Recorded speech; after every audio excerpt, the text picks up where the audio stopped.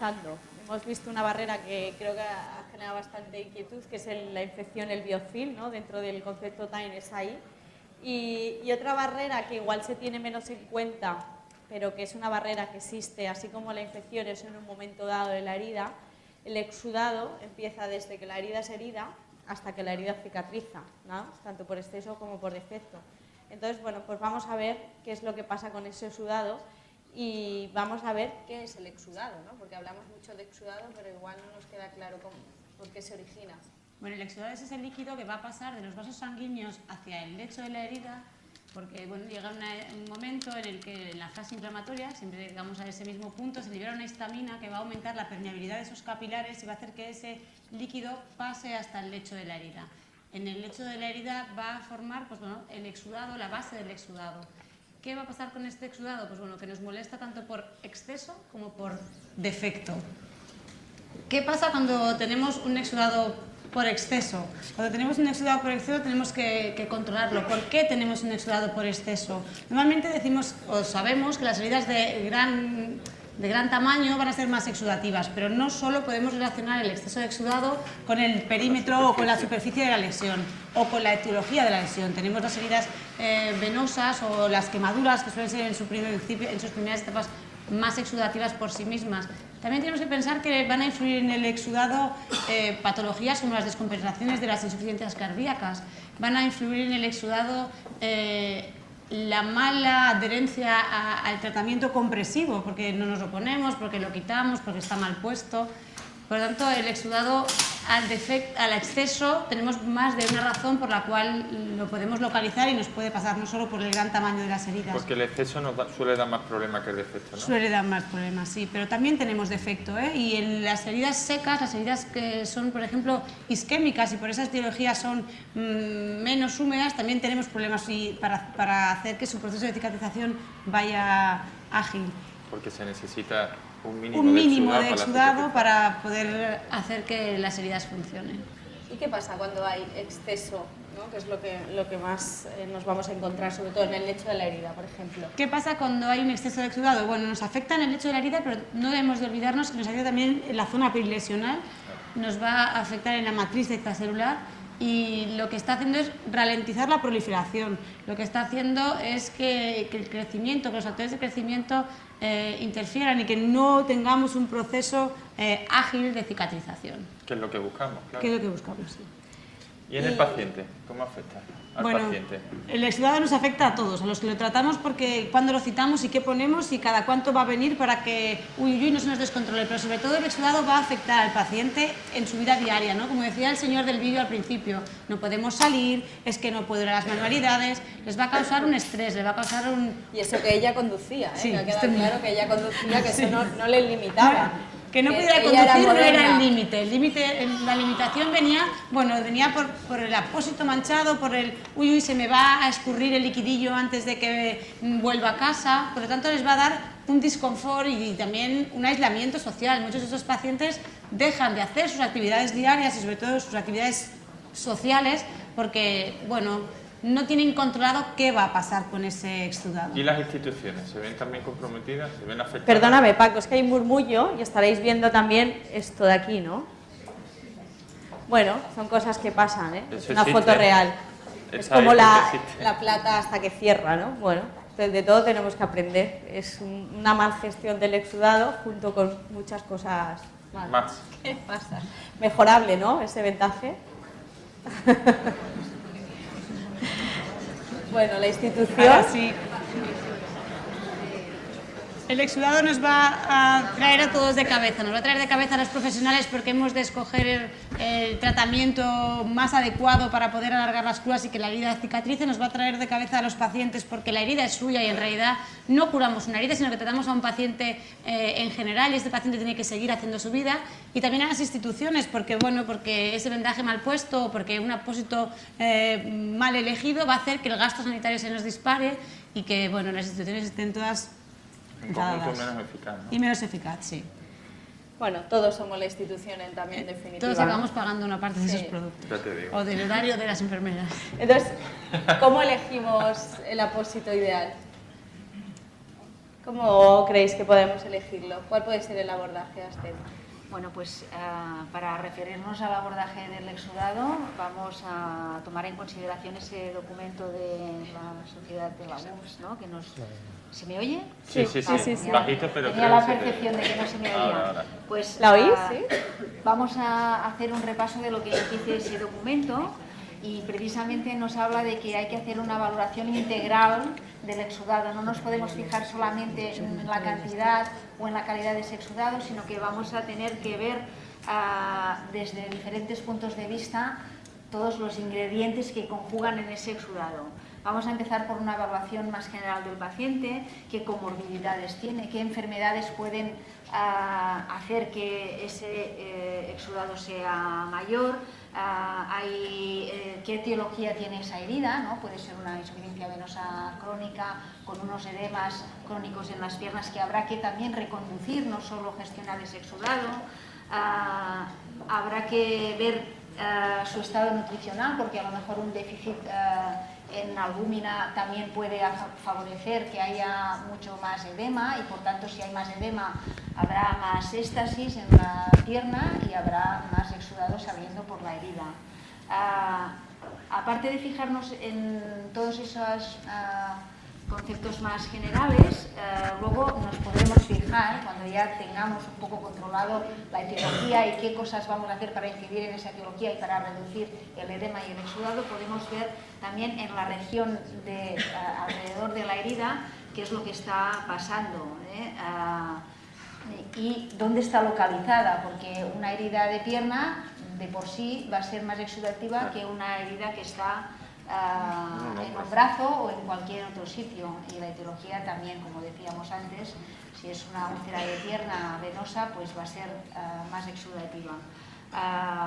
Luego, antes de decidir qué le vamos a poner, nos vamos a ir fijando en cómo traer ese vendaje, si ese apósito que retiramos nos va a dar mucha información y tenemos que fijarnos en él,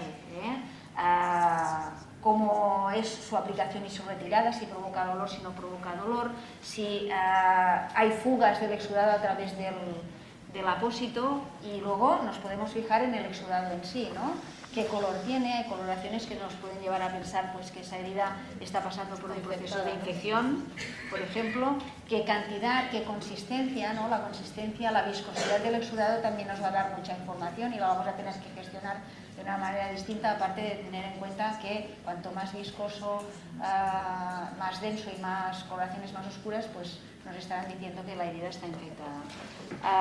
Y luego vamos a evaluar los bordes de la herida, cómo se está comportando ese exudado, está macerando los bordes, los está deteriorando, pues eso también si esos bordes no están en una situación óptima, tendremos que cuidarlos, incidir, gestionar mejor ese exudado con los elementos que nosotros le pongamos, y tanto en el borde de la herida como en la piel perilesional. Vamos a ver las dos cosas. ¿Qué relación hay, hacen entre lo que es la temperatura, la gestión del exudado y la temporalidad? O sea, la frecuencia en la que curamos. Pues la relación es directísima, es una relación importante. Si nosotros estamos utilizando apósitos de cura en ambiente húmedo, apósitos que están hechos con espuma polimérica y celulares, eso nos va a permitir crear ese clima que necesita la herida en cuanto a temperatura, en cuanto a grado de humedad, en cuanto a aislamiento del medio.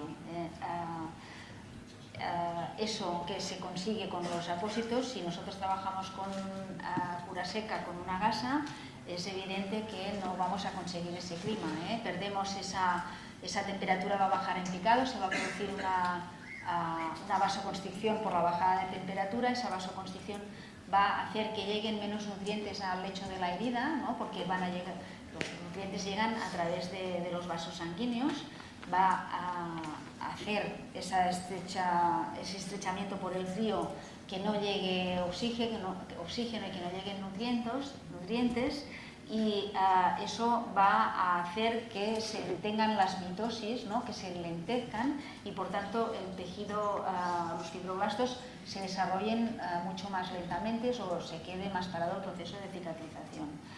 Entonces, bueno, básicamente esto es cura en ambiente húmedo, o sea, que húmedo. Winter descubrió Exacto, el año pasado o el anterior, ¿no? Estamos hablando de cosas ya que tienen muchos años de... Sí, pero aquí hay un concepto importante que es el tiempo. O sea, Sí. ya no es solo que tú crees la condición idónea de humedad y temperatura, sino el tiempo que lo La mantiene, temporalidad ¿no? es muy importante, es muy importante. Si cada vez que nosotros destapamos un apósito nos sucede esto de que se pierde temperatura y humedad y cada vez que lo volvemos a poner encima de la herida necesitamos como unas 3 horas para que se vuelva a crear ese ambiente, es evidente que es importantísimo interrumpir lo mínimo posible a esa herida, sobre todo cuando ya estamos en una situación en que hemos controlado las barreras.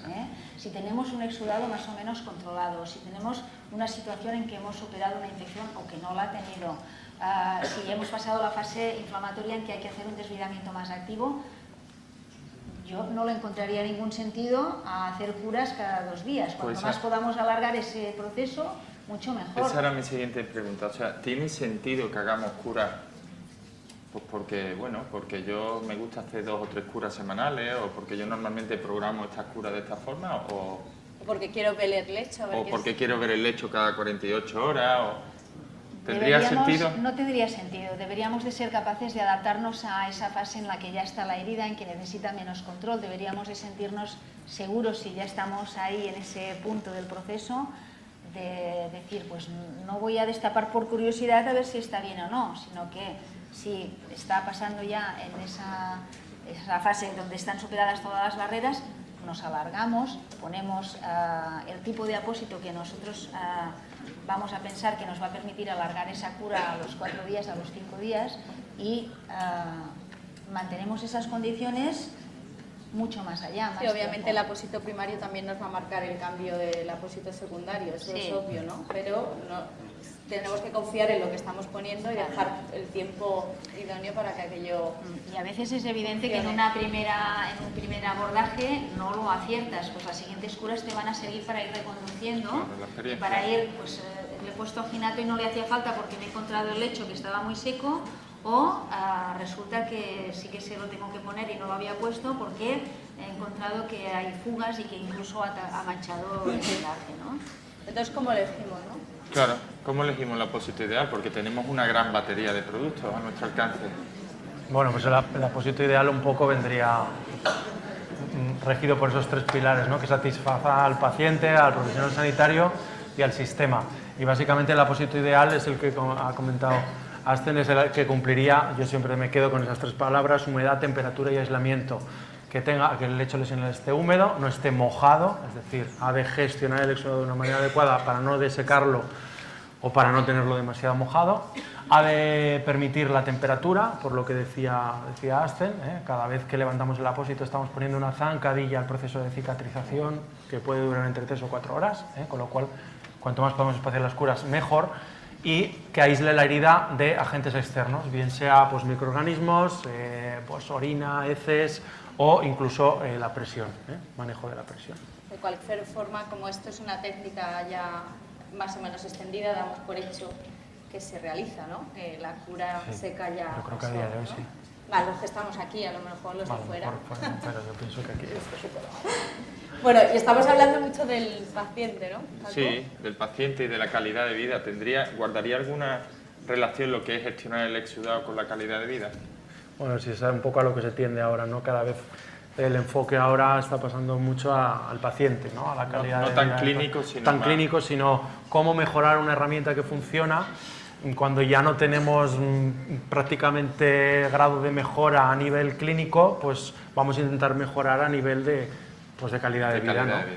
Entonces, bueno, pues nuevamente surgen documentos de posicionamiento, cada vez hay más. Este es uno que intenta pues evaluar el bienestar de los pacientes que conviven con una herida. Todos y todas conocemos pues, que todos los pacientes que tienen heridas presentan pues un poco lo que veis ahí en la portada del documento: frustración, ansiedad, dolor, sentimiento de culpa, bueno, estigmatizados por el olor, el miedo, soledad. Bueno, pues un poco en este documento se intenta evaluar esto desde un punto de vista tanto del paciente como de qué puede hacer la industria farmacéutica y qué podemos hacer los profesionales sanitarios. Y habla de 8 principios que deberíamos intentar velar o guardar, como sería pues capacitar al paciente lo más posible para que sea autónomo. Antes ha puesto el ejemplo Ascen, ¿no? De pues que él mismo pues se haga previamente, se ponga el gel de lidocaína, pues un poco intentarlo hacer autónomo, ¿no? Empoderarle, eso es, involucrarlo. De esa forma se adhieren más al tratamiento, ¿no? Los pacientes. Buscar eso, la adherencia, la involucración del paciente, manejar el riesgo, pues intentar que la herida no se infecte, que el paciente pues cada vez pues ese estigma de llevar una herida deje de tenerlo, tanto sea por el olor, por visual. Que no le señalen, ¿no? La calle no cuando señalen, sale con un apósito manchado. Bueno, facilitar la movilidad, el que el paciente se sienta limpio, al fin y al cabo protegido, ¿no? Un poco. O como decía la paciente, que se sienta libre. Libre. ¿No? Pero con la herida, libre pero con la herida. Un poco ahora se busca esto, ¿no? Se busca la calidad de vida en esta línea. Y bueno, pues aquí tenéis un ejemplo, son apósitos los dos de la derecha, pues que como veis están saturados de exudado, y que visualmente pues el aspecto es feo, y esto es el aspecto externo que tiene el paciente pues en su pierna, en su brazo, en su sacro, donde sea, ¿no? Sin embargo, en la derecha de la diapositiva podéis ver pues, un apósito que camufla, en cierta manera, pues este efecto visual tan feo, ¿no? Pues, sí, estos los 8 principios que acabas de comentar, por ejemplo, sería el de limpieza. El de limpieza, el del estigma un poco, ¿no? El del estigma. Dando por ende la parte clínica, ¿no? Que comentabas anteriormente, ¿no? Bueno, apósitos pues que también permitan el autocontrol, no solo del profesional, sino del paciente, el control del nivel de exudación de la herida, cuando pues hemos de cambiarlo, ¿no? Hacerlo copartícipe de que él vea cuando requiere un cambio, y sobre todo pues que sean también adaptables a localizaciones anatómicas pues que hasta ahora los apósitos que había en el mercado pues no lograban adaptarse bien, y cada vez pues se van desarrollando más productos que se adaptan mejor. ¿Preguntas? ¿Que os ha generado esto así mucho? ¿Os genera curiosidad que haya apósitos más destinados a que se vayan desarrollando más para el paciente y no tanto para la parte clínica que se da por hecho que existe? ¿Sí? Está bien, ¿no? Es que no tratamos heridas, tratamos pacientes que tienen heridas, acordaros. ¿Sí? ¿Algún comentario? ¿No? Pues una alternativa desde Titanifu. Aplicar una incorrecta cura en ambiente húmedo, realizando más cambios de apósito de los necesarios, implica un retraso en la cicatrización de la herida. ¿Cómo podemos mejorar la eficiencia del tratamiento? Deberíamos buscar un apósito de espuma de poliuretano que nos permita más días de colocación del apósito, lo cual implica un menor gasto al usar menos unidades. También supone menor número de visitas, permitiendo a enfermería optimizar su tiempo. Y sobre todo, implica un mayor índice de curación, aumentando la satisfacción del paciente. Alevín Life ha sido diseñado para estar más días colocado, presentando características diferenciadoras en este sentido. Forma multilobular para adaptarse mejor al cuerpo y evitar despegues. Capa bloqueadora del exudado en su interior. Evita fugas incluso bajo presión. Enmascarador del exudado para que el apósito no se vea sucio y nadie retire el tratamiento por sensación de suciedad. Indicador de cambio de apósito. Realiza el cambio en el momento justo, ni antes ni después. Todas estas características permiten reducir el gasto en apósitos casi un 60%. Aumentar el tiempo entre curas al permanecer colocado casi 2 días más que otras opciones. Ahorrar entre 1 o 2 visitas a la semana. Alevín Life te ayuda a estar closer to zero en el